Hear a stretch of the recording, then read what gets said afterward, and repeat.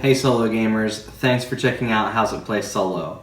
I'm Mack Kern, and today I'm taking a look at Bowling Solitaire. You could play this game with a standard deck of playing cards, but a physical copy of the game is also included in 11ces for 1 by Eagle Griffin Games. Let's take a look.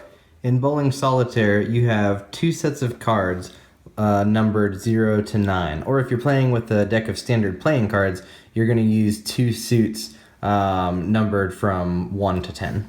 Bowling Solitaire is played over a series of 10 frames, and at the beginning of each frame, you shuffle up all of your cards and you lay out 10, just like you would arrange 10 bowling pins with 1, and then you build a pyramid up to 4 at the top. And then you lay out 3 piles of cards. The first pile is going to have 5 cards, the second is going to have 3, and the third is going to have 2. And then you reveal the top card of each of those piles. A frame is played over a series of turns, and in each turn you'll use 1 face-up ball card to remove up to 3 pins from the pyramid. The first ball card that you use in each frame can't remove any cards in the back row of pins, and also can't remove this center pin unless it does it in conjunction with 1 or 2 adjacent cards. You can remove a single pin if you have a card with a matching number. So I could get rid of this 4 by using this 4 value ball card. I discard the card that I used, and then I reveal the next card in that pile. Once you've started removing cards from the pyramid, any additional ball cards that you play have to remove at least 1 pin that was adjacent to a card that has already been removed. So after I've removed this card, my next ball card can take these out, or could take these out as long as one of those cards that it's removing was adjacent to a card that has been removed. You can remove 2 or 3 adjacent cards with 1 ball card if, when you add their value, the second digit matches one of your face-up ball cards. So 9 plus 8 equals 17. I have a 7. I can get rid of this to get rid of both of those cards and then reveal the next card in that pile. If at any point you can't or don't want to use one of your face-up ball cards, you can discard all of them and then reveal the next card in each pile. And at that point, you've bowled 1 of your 2 balls for the frame. So you record your score. Right now, I've removed 3 pins. So my score for the first ball would be a 3. And then I start again with the second ball of the frame.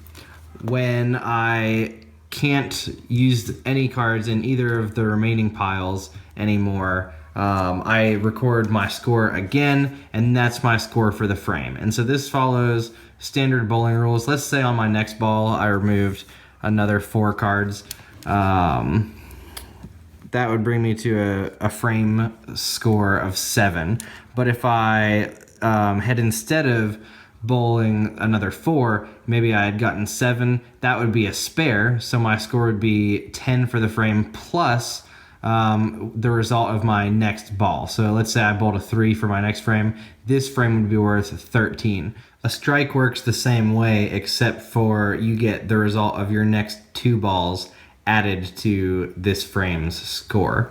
After you finish a frame, you set up another frame and you play until you've played 10 frames. You may be able to bowl an extra frame or 2 if you have a strike in the final frame of the game, and your maximum score that you can achieve is 300 points.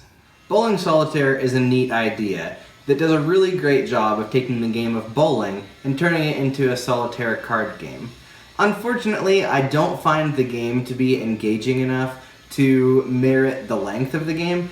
I wouldn't mind playing maybe 4 or 5 frames, but by the time you play a full 10 frames, your game can easily take 20 or 30 minutes. And I have a lot of other small solo games that I can play in that time frame. I still think it's a decent game. I think it would be a great game for children to play, especially children that are learning simple addition, because there's lots of simple math that you do over the course of the game. Really though, the only time that I can see myself being excited to pull it out was if I was traveling and had to pack light. You know, I might take 11s for 1 with me. Bowling Solitaire fits in that box and comes with the game.